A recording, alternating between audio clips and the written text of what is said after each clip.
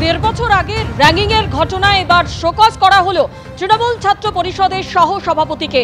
হাওড়া নরসিংহ দত্ত কলেজে দেড় বছর আগে এই তৃণমূলের ছাত্র পরিষদের সহ সভাপতির বিরুদ্ধে এক নবাগতকে র্যাগিংয়ের অভিযোগ ওঠে এবং তারপরে অভিযোগ জানানো হয়। মূল অভিযুক্ত কলেজের তৃণমূল ছাত্র পরিষদের সহ সভাপতি সৌভিক রায়কে শোকজ করা হলো। সরাসরি আমাদের প্রতিনিধি হিন্দল দে আমাদের সঙ্গে রয়েছেন।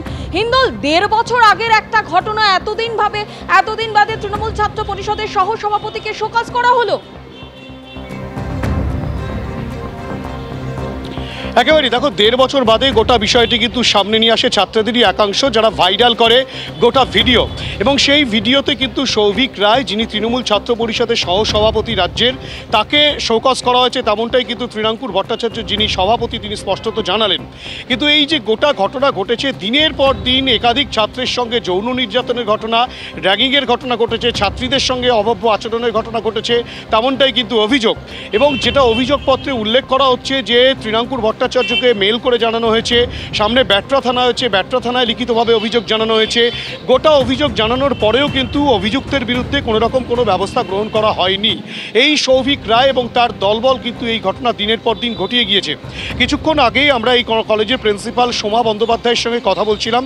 তিনি বলছেন যে তিনি যখন লিখিত অভিযোগ পান গত বছরের শুরুর দিকে, সেই অভিযোগ পাওয়ার পরই সৌভিক রায়কে কিন্তু এই কলেজে আসা সম্পূর্ণ বন্ধ করে দিয়েছেন। তিনি কলেজের ভেতরে তিনি প্রবেশ করতে পারেন না বা কলেজ প্রিমিসেসের কোথাও তিনি যেতে পারেন না, তাকে গেটেই আটকে দেওয়া হয়, তেমনটাই তিনি স্পষ্টত বলছেন। কিন্তু নিরাপত্তার দিক সম্পূর্ণ সুনিশ্চিত না থাকলেও কলেজের নিরাপত্তা রয়েছে এবং আরও কি নিরাপত্তা বাড়ানো যায় সেই বিষয়ে কলেজ কর্তৃপক্ষ সামনের গভর্নিং বডির মিটিংয়ে গোটা বিষয়টি নিয়ে আলোচনা করবে। তার পাশাপাশি তৃণমূল ছাত্র পরিষদের তরফ থেকে তৃণাঙ্কুর ভট্টাচার্য তিনি যেটা বলছেন যে গোটা বিষয়টি তারা আপাতত তোমায় ধন্যবাদ। খবর আসেনি যে কলেজে আমাকে ঢোকা বারণ বা কিছু, আর এরকম কমপ্লেন হয়েছেও কিনা আমি সে ব্যাপারে আমি জানি না, সেটা কলেজ অথরিটি জানে। কিন্তু আমি যতটুকু আমি জানি এরকম কোনো ঘটনা হয়নি।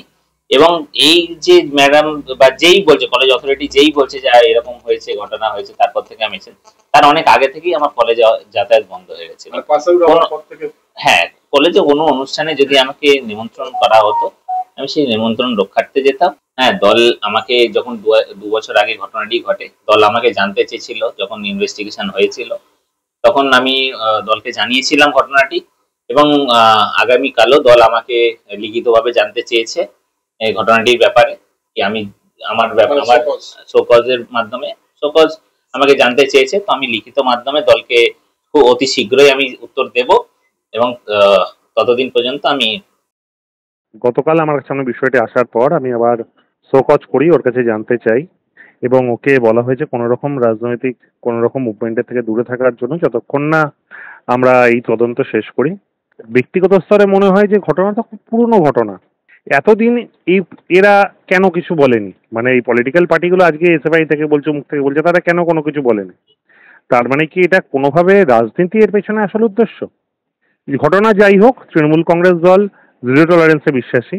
আমাদের সামনে যদি কখনো কখনো বিষয় আছে, আমাদের নেতা অভিষেক বন্দ্যোপাধ্যায় এবং আমাদের সর্বজন শ্রদ্ধা নেত্রী মমতা বন্দ্যোপাধ্যায় ঠিক যেভাবে জিরো টলারেন্সে বিশ্বাসী, আমরাও ঘটনার গুরুত্ব বুঝে আমরা সার্বিক তদন্ত করব এবং কোনোভাবেই যাতে মাটি মানুষকে আমরা যে প্রতিজ্ঞাবদ্ধ হয়েছিলাম তার থেকে আমরা বিচ্ছুরিত না হই, সেটা আমরা চেষ্টা করব।